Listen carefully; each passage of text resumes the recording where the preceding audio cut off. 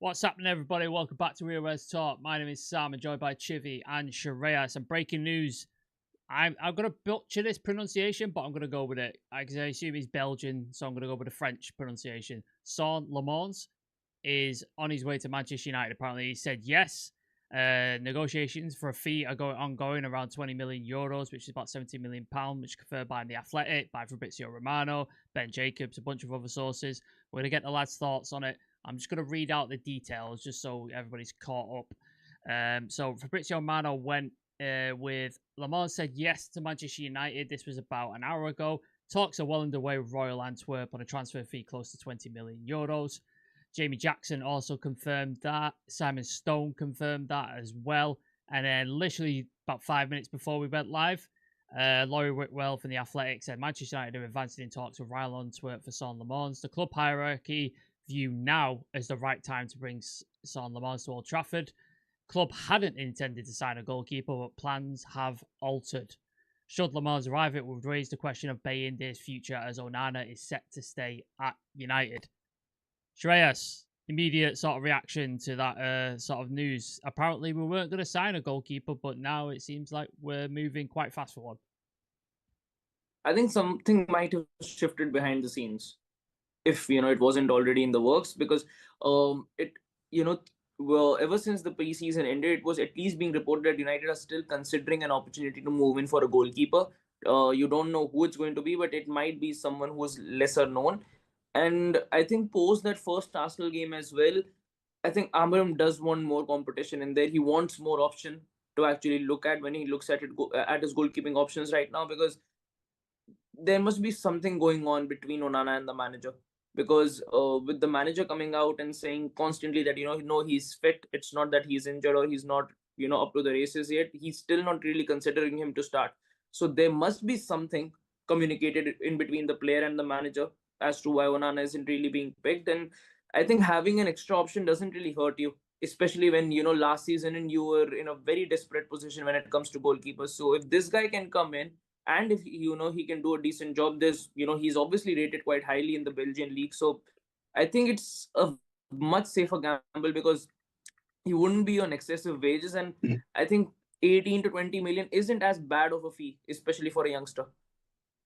Yeah, I agree. I think it's an interesting thing. Obviously, we were speaking off camera, Chivi, about Donnarumma and why that move has not happened.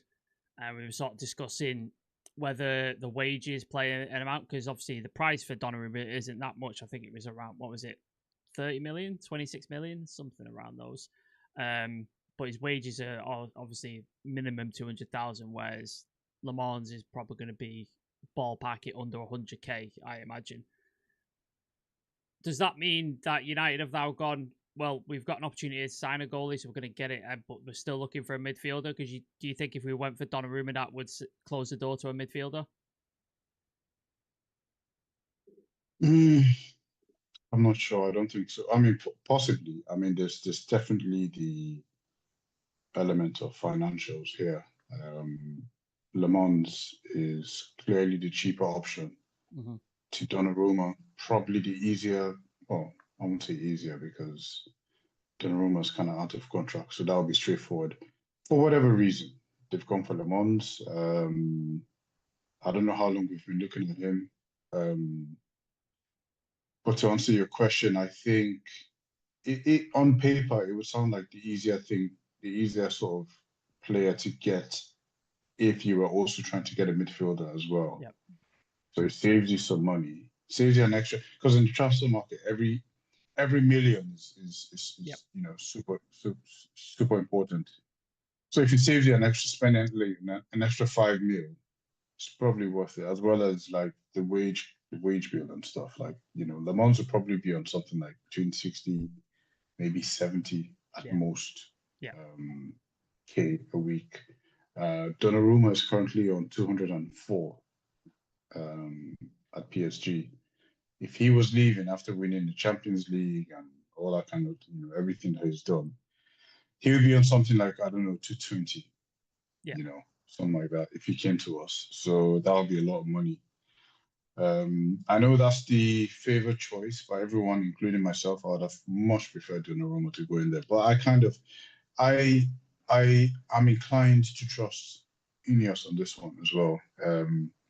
They've seen him. They know what's going on with him as far as his abilities, how he's going to fit into the team, all that kind of stuff. I like what I hear. Like he's 6'4". He's a good shot stopper. That sort of stuff. I haven't seen him. I've got some stats. I like what I hear. I've got some stats for him, so we'll get into those stats and stuff. But but I like what I hear about him. But just to answer your question, like the one you asked to Shreyas, I was just thinking like what made this happen. And then that's the big question, isn't it? That's the big question. He probably just said, "Listen, guys, just come to one training session. He probably just told Will Cox, like, yeah, just come one training session, please. Just come." And then when they took one look at like what we had, like, fuck this. Is the Belgian guy still there? Like, let's just quickly get him now. Yeah. Yeah, I mean, if they just took a look at that set piece from Bayindir against Arsenal, I mean that's proof enough, isn't it? Really, that your backup goalkeeper's doing that sort of shit. So yeah, that was terrible. But yeah, a couple of stats from Lammens. Turned 23, like literally about 2 weeks ago. So really, really young. Yet to make any senior debut for the Belgian national team. Obviously, Thibaut Courtois is still playing, so I imagine he's probably not going to make that for a while as long as he plays. Numbers in check, he's kept 10 clean sheets across 44 appearances last season. And then his performative relative to post-shot expected goals, that's basically shots against him that were expected to go in and how many he's prevented. He's on 14.5, so he's basically saved over a dozen extra goals for his team in the league. So pretty good stats, I would say. However, there is a sort of caveat to that. The defence, apparently, at Antwerp is quite leaky, and that's the reason he's faced that many shots. So, at United, you would hope he has a better defensive in front of him with Yoro and stuff like that, so he wouldn't face as many shots, so he wouldn't have to do as much work. That's the hope. I got all these stats from Carl Anker's article, Shopping for Amrim, so please do go check that out. I've put it in the description. It's got all the details of him, all these stats, his technique, all that sort of stuff that I won't get into. But yeah, please do go check that out. It's fascinating. Is this the one that Carl Anker did maybe like a couple of weeks ago? Yeah, that's the one. Like this is done, yeah. Yeah. And how many people off that list have we got? He's got quite a few, I think. Like, Lammens is on there, Mbumo, Cunha, so it's a few. But there's a lot of aggregators are basically taking names off his articles and then trying to link United to them, even though we're not interested in them. So that's been happening quite a lot, which is quite that midfielder, that Agume guy, is he on that list? Yeah, he was on the list. He was on the list. I remember that. Yeah. Because I think I just remember like the list was kind of like it had a lot of like targets that were realistically linked with like sort of thing. Anyway, sorry. No problem at all. So yeah, that is some stats on there. So Shreyas, what I wanted to ask you is the Athletic is mentioning that Onana is not going anywhere, so it's not about replacing Onana. So if he does come in, it seems like he is going to be the number 2 or maybe an option in the future that could possibly compete with Onana. 17 million, 23. Is it a gamble or is that sensible business? What does that say about United's long-term planning? Do you see him as the future number 1 or is he coming in as a backup goalie? I think right now you cannot really say anything quite concretely as to, in what position he'll, or, how highly he would be there when it comes to the pecking order, because as of now, Bayindir is being picked week in and week out and Onana isn't. This new guy is going to be coming in. I'm not too sure if he'll be starting for us the moment he walks in. Maybe it happens because you never really know with Amorim. You can say, no one expected Dalot to start against Arsenal instead of Ahmad, but he did. So you never know if Amorim goes a different direction when it comes to his goalkeepers. It could also be a case where, midway through the season, you start seeing Onana actually getting some minutes once again. So you cannot say it with, full conviction that this guy is going to be coming in, he's going to be the future. But as far as a gamble is concerned, this is a much better gamble to play at because the guy is still young. There is scope for him to improve. And if someone is on 60, 70K a week, you've only paid like 17 million, it isn't as hard to actually, ship him off to another club or move him to another club if it doesn't really work out because the financials are not as bad as if you have to compare it to certain other signings that United have made in the past few seasons, it is much better from a model of if you just want to shift the player if he doesn't really work out. But I have big hopes for this guy. And in under Ineos, a lot of these guys who haven't really been known, you haven't really paid a lot for them when it comes to wages or transfer fees. They've come in and done a decent job at United. So if he fits into that category, United save a lot, because if he comes out and he works, every single other every other goalkeeper that you're being linked to is much more expensive than this guy.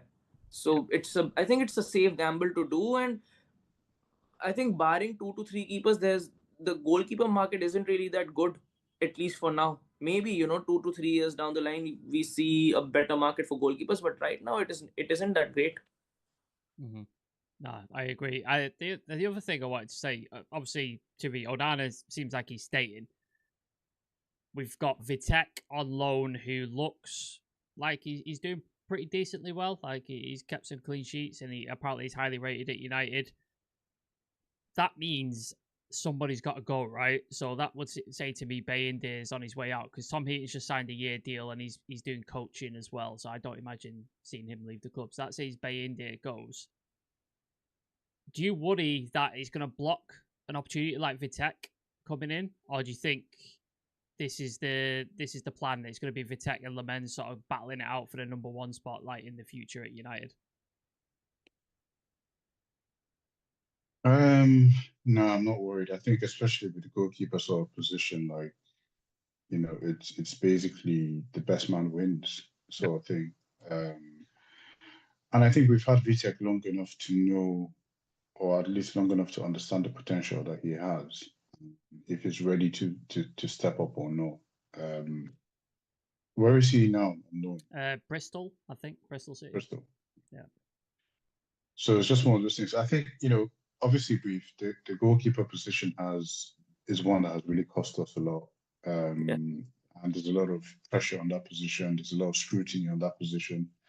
So we're clutching at straws. Like, we haven't really seen. I'm not saying Vitek isn't good, but if we just calm down for a second, like, we haven't really seen him play. We don't know how good he is. I'm just basing it off academy reports that they're saying he is highly rated and stuff. So I know, yeah, of course. I know he is actually, and he's, But then I think if he was just above that mark, I think we would have him fighting for a place, to be honest. Yeah.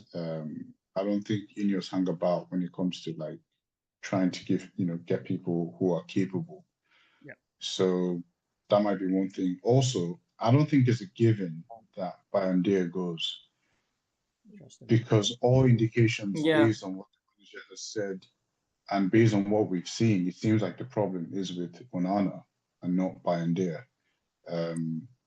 We thought he was injured, but it turns out that he wasn't actually injured. He just wasn't playing.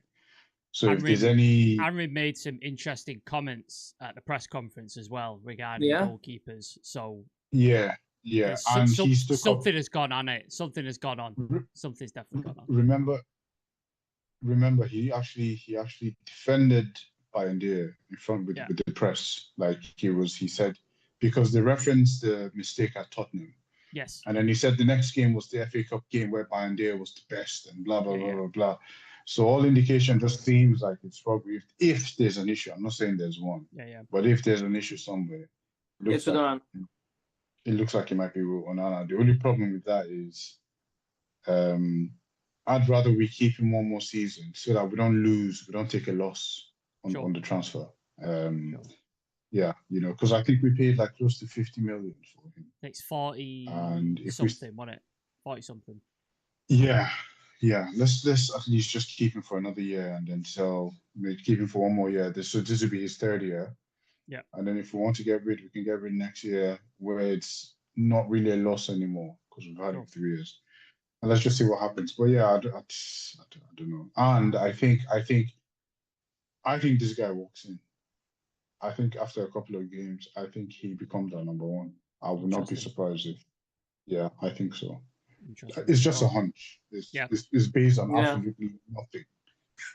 I mean, I'm not basing it. It's just a hunch. My last question to Shreyas was going to be, obviously we've got AFCON beginning of next year. Do you see a scenario where Onana leaves with Cameroon to go to AFCON, Lammens comes in, and then that's it? He's like then our number one goalie for the rest of the season? It could happen, but I still remember, I think it was Onana's first season, that during AFCON, he planned his travel in such a way that he didn't miss even a single game. Yeah. So, and that was when he was concerned that, Bayindir might take his starting spot. Yeah. Now that you've got a new goalkeeper coming in, and if he feels, this guy might take my spot, he might do it all over again.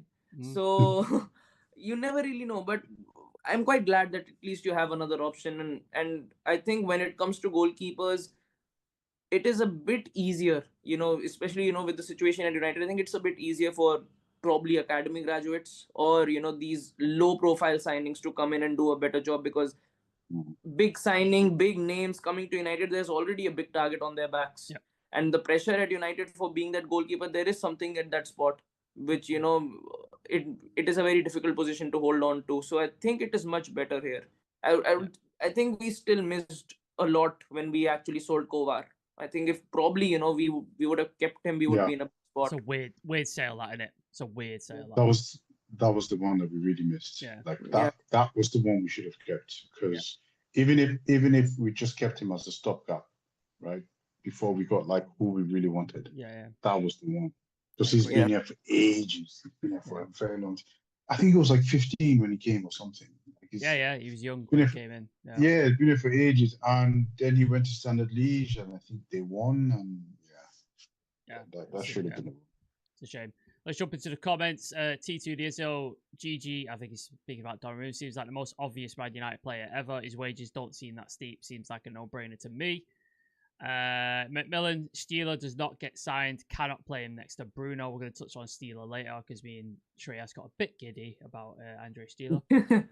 Situation with Onana in the Arsenal game, and what Amorim said today about Onana in the press conference. Yeah, I referred to that regarding the Arsenal game and the upcoming game. Sounds like Onana's in the bomb squad. I mean, could be. Bayindir, Turkey sale written all over it.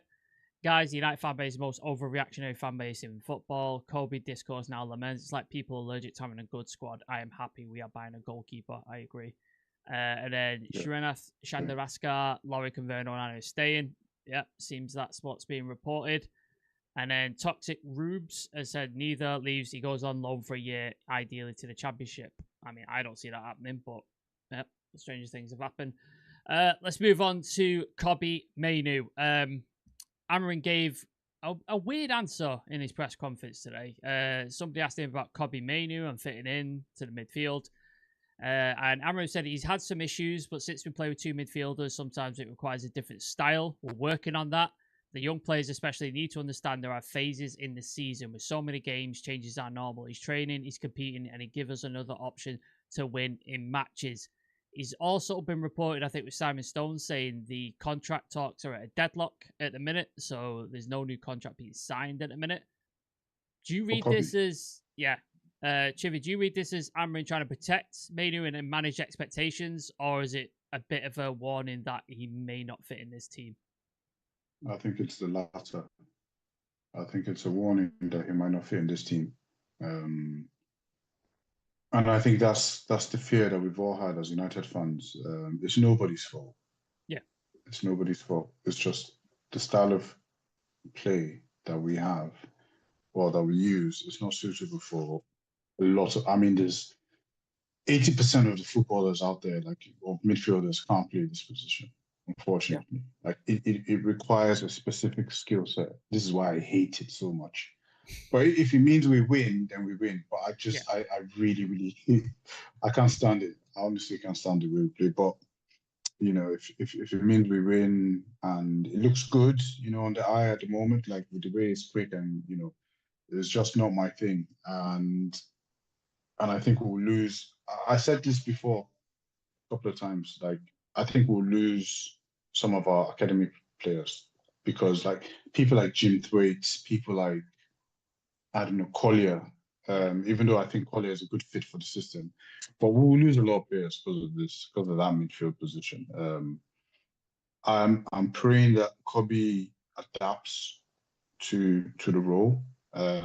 He's a very attack-minded player, and I can see him because we've seen him in the big moments before, Yeah. like Wolves to win us that game against Wolves, FA Cup final, Liverpool, City. Yeah, Liverpool, City. Like we've seen him, so I think he can fit in, in like with the attacking role that Bruno plays. But Yeah. It's the manager. The manager sees it. Like we see it a game. Like we see him play a game every other day.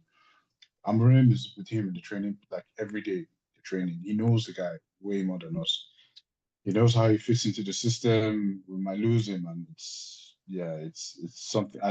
I'm not ready to confront that reality, to be honest. Like I really am not. But I think if Kobbie doesn't adapt to the system, I think we might lose him. Honestly. That's the question I want to go with, Shreyas. Like, given this two midfielder system that Amrim plays with, does Kobbie need to change aspects of his games to fit in, or is it more about squad rotation? Like he'll play in different games, and do you think he's going to benefit from being rotated? Obviously, in his first season, he played pretty much every game once we realised how good he was, and he went to England and stuff like that. Last season, bit of an injury hit season, didn't quite sort of get with it. Do you think he'll be benefit from being rotated and used like a proper sort of how a youth player should be this season? Or is it he needs to change aspects of his game to try and get back into this team? I think it's a bit of both. I think when it comes to being rotated, I think it becomes better because the spotlight won't be on him. That he's starting week in and week out. He's not able to adapt to the position, and everyone is just gunning at him that it's not working out. You need to make a change or something. So in that aspect, it's better that you have options. You can rotate it around, and it gives him more time to actually adapt to the position. But he really needs to change his play style. Because if we see the way Bruno played and Casemiro played as a partnership in that Arsenal game, Kobbie's playstyle is a lot different to Bruno's. Bruno, the thing is his creativity, his vision, and his passing range is something which is very rare to see. And Mainoo doesn't have that. Mainoo is more of a player who likes to move around with the ball, especially tight in that spaces. exactly. Tight spaces. He likes to Give take and players go. on. Take And players in on. and around the box, he likes to position his body quite a lot, open the face of his body, and then go for a shot. So he requires time on the ball, and on top of that, he requires that sort of spacing. And this role is so constricted for a midfielder that you need to be physical. Physicality wise, you definitely need to be at it. Agility wise, mobility wise, and when it comes to your ground covered, you need to be very, very precise as to when you have to bomb on and when you have to go back as well. And that areas are not for Kobbie. He's much, much more of a box to box where his priority is to be in and around the ball, near to the spaces. But he's not that sort of person who has that sort of vision where he can win the ball on the half turn and then spread it out wide to Ahmad or a Dorgu. That is something where I don't think anyone is better than Bruno or even Casemiro when it comes to that sort of passing range and vision. I'm not saying he cannot develop it because he's still quite young, and I think Kobbie's potential and ceiling is quite high. I think he can definitely, build that into his play style, especially, having players like Bruno and Casemiro to mentor him. I think it is definitely possible for him to have that, but I just don't know whether he as a player would want to, let go of. The thing is, naturally, he's so well-rounded as a midfielder, and like in a three, like any other team, if he goes in, I can still see him starting week in and week out because he's just so good in that sort of a position as that advanced eight. But I don't see him having a future as a 10 in this team, no doubt, because when you see Cunha and Mbeumo, you just see how much of a demanding position that is. You really need to be that sort of a attacker that ram through the defensive lines, whether it's 2 players, 3 players, 4 players, just go at it. Have that sort of complementary style along with the wing back as well. It's again a completely different position, and the instincts required in that position is different as well. So I hope it works out for Kobbie that he grows into that role of Bruno's, but I think unless Amorim actually tweaks it about a bit for Kobbie to have that sort of freedom on the ball, I don't think that it's going to happen. Can I just add to that very quickly? Yeah. Because I like what Shreyas said there about the role being very, very restrictive. And Kobbie is not a system player. Yeah. Like He's a bit of a maverick, isn't he? He's a bit of a maverick player.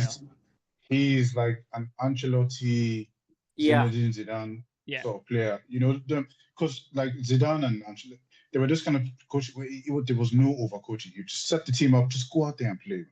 Just go and express. Yeah, go and express yourself. Go and play. You just play by the ear, basically. Like he's that sort of player. He's not a systems player, and I don't even think he has the concentration to like to have that sort of 90 minutes. I have to chase this guy. I have to chase him back. I have to do this. Nah, he's just a natural, and I don't think that's And we're so much of a system sort of team. Now, I don't think it works out, sadly, because he's probably one of my favorite. And if he goes to like Barcelona, if he goes to, he'll tear it up. He'll go if he goes to one of those sort of teams anywhere. Bayern, where there's like free flowing football, Kobbie will kill it. Absolutely tear it up.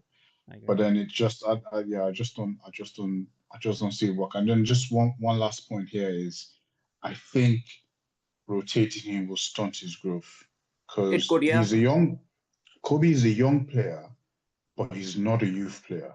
No, like he's a first teamer. He's 20. Like he's 20, so he's not 16, 17. He's 20. He's a first teamer. He's the people with his potential, with his the people he's on his level. Sorry, the people on his level across Europe, they're all playing the first team. The first team players, like almost starters. He's not a youth player. We can't be doing the whole rotation thing. Like he's not going to stand for it. Like he'd go somewhere where he'll get minutes, because if we start doing this whole rotating, we'll stunt his growth. Yeah. I think Shreyas has got a power cut, so hopefully he'll be back at some point. I find it really interesting. It didn't read to me as criticism, but it also wasn't glowing praise either about what we've seen in the past. Like when Ten Hag spoken about him or Southgate spoke about it, it was like, this kid is insane. Yeah. I've not seen that from Amram yet, so maybe he's challenging him a bit. Maybe he's reminding people like nobody's here on a free ride. You've got to adapt and you're not going to start every game. Maybe there's something like that, but it's going to be interesting nonetheless to see what happens with him because, he's a fantastic player, but at the minute, I don't know where he fits in this system, but we'll see. We'll see what happens. Shreyas, are you back with us? Yeah. Okay, great. Our favourite subject, Angelo Stieler. Angelo Stieler is one of the midfielders on Manchester United's list of options. Stieler has come up in discussions as United now decide whether to sign another midfielder before the transfer window closes. This was then backed up by, let me find where it was from. Angelo Stieler is a player Manchester United have looked at. However, it's not gone further than just interest and personnel talks. There's been no club-to-club contact. That's Damesh Seth. However, then our chips got pissed on this morning by Fabrizio Romano. Let me just find the tweet because it proper upset me. Stuttgart have not received any offers from United from Angelo Stieler. There are no negotiations with any club. So there's some rumours, there's some talks, there's some personal stuff going on. Shreyas, Romano saying there's nothing happening. Let's just say, hypothetically, we are in talks, so we are going to sort of come in for him. How does he change this team? Like, what does United look like with Angelo Stieler in there? Have we lost Shreyas again? Yeah, we've lost Shreyas. Possibly. Yeah. Okay. While I set this up, what we'll do. Do you know anything about Angelo Stieler, Civir? Not really. But I've seen like the odd highlights and stuff. I think he does the Mason Mount rule. I think he does that. Like he adds the extra midfielder there. Yeah. The role Mason Mount played against Arsenal, I think Stieler does that, because if he comes in, I don't think he automatically. The only person he can replace is Bruno. Yeah. Really, yeah. I don't think they play together, not in the system. So he either fits in for Bruno or he does the Mount role. Yeah. That's one of the two, but I don't see it happening, to be honest. But yeah, I'll be happy if he does. Yeah, I agree. I really rate him as a player. Me and Shreyas, I think you're back now. We spoke pre-summer about Anton Stack, Angelo Stieler as our two of the guys we keep an eye on. Stack went to Leeds for like less than 20 million, which he's going to be up there with like Bouba Kamara going to Villa for free. Like, why were we not all over that deal? Angelo Steele's been mentioned. Romano sort of pissed on it a little bit and just sort of said it's not happening right now. Yeah, how does he change this team, Shreyas, if he came to United? Like, how does our midfield look with Angelo Steele in there? I think it looks a lot more competent, because the thing is, the guy's got an engine for entire 90. Pressing wise, he's up there. Mobility wise, having that sort of agility, having that sort of vision as well. You speak about all rounder midfielders. He's someone like, alongside Stark, he's someone who definitely checks off that box, and he's rated definitely quite highly. Madrid were linked very, very, very heavily for him. In the start of the window. So, and Tony Cruz actually rated him quite highly, that he personally went to Madrid and said, sign this guy up. So there's definitely something in there.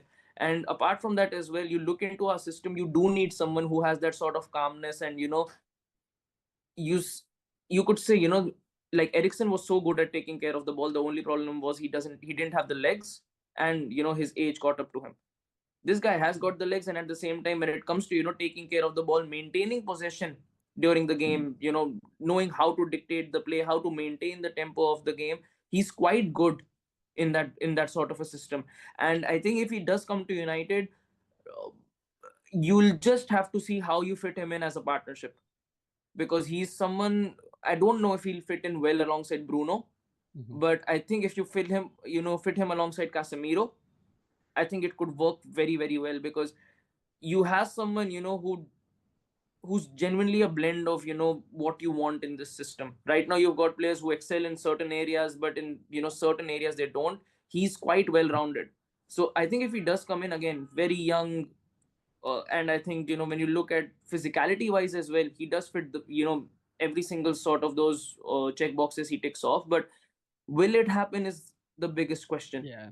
Shreyas, when you lost connection, I said to Sam that I can also see him play similar roles to what Mason Mount played against Arsenal. Yeah. Is that? I mean, you know him more than I do, bro. Does that sound like a role that he can fill in? Yeah, because the thing is, he knows how to box out the midfield. Like, if you look at the way. Oh, Jesus Christ! He's not having the greatest life with power. We're having rolling blackouts in Delhi, apparently. But yeah, while Shreyas is sort of sorting that out, Chivi, we've got Fulham on Sunday. Nick and Shreyas did the preview. Hello. You back? Yeah, I guess so. Yeah. It just popped in my Zoom that I've been removed from the meeting this time. No, you're all good. Like, do you want to finish your point, Shreyas, and then we'll touch on it? Yeah, I just said that, we've said it a lot of times that you want bodies in that midfield, and that we are outnumbered in that midfield. So he's someone who knows how to box out the midfield and, make up for that, 2v3 in that midfield. He knows how to make up for it. So I think if he does come in, I think he helps us out a lot, especially, in those games when you play against those low blocks, where that you're going to be playing a lot more against organized, teams who are a lot more compact. I think he's going to help you out a lot. The only thing is how you fit him in, as that, whether it will be Casemiro, whether it will be Mainoo or Ugarte or whoever it is, which you pick him along with. But you need to be, very careful as to who you pair him up with, because he's not as tall. So you need to make up for it, because in this system, again, you need every single sort of box cleared in that midfield. You're playing just with two guys. Yeah, no, definitely. It makes sense. I'm going to get into comments and we'll get Chivy's thoughts on Fulham at the weekend. One plus about getting Steeler. I'm not reading that out. That's a bit harsh. It's calm, guys. Kobbie will be fine. I think Kobbie will replace Bruno. He's going nowhere. Lumen, big up to you, mate. Nick Nack, how do we know Lammens will be an upgrade on Onana? He's less experienced and only playing in the Belgian league. I mean, that's the test, isn't it? That's what we have to see what happens. We don't know. Yeah, Chivy, as we wrap up, Fulham on Sunday. Really good performance against Arsenal. We lost, but I still think the performance was excellent. Are you more confident now going in towards Fulham on Sunday? Yeah, I'm less worried. Obviously, I was very, like everyone else, I was very impressed with our performance against Arsenal. Like, I don't think anyone expected us to be that fluid, or to be that dominant for so long. Like, I don't remember the last time where we were able to control a game or at least maintain the intensity in a game for the whole game. Even when Arsenal sort of had the ball, we were still very intense. We never flagged off, that sort of thing. We shut down all their dangerous players. Like, we shut down Saka, shut down Odegaard. We shut everyone down. Nobody could we literally did, yeah. We literally did. I don't know how we managed to do it, especially with that midfield partnership, because everyone was like, all shitting ourselves before the game. The only thing that I still see from last time, and Shreyas, I'm sure you understand when I say this, because you and I mentioned it a few times, was in attack, we're still a bit light.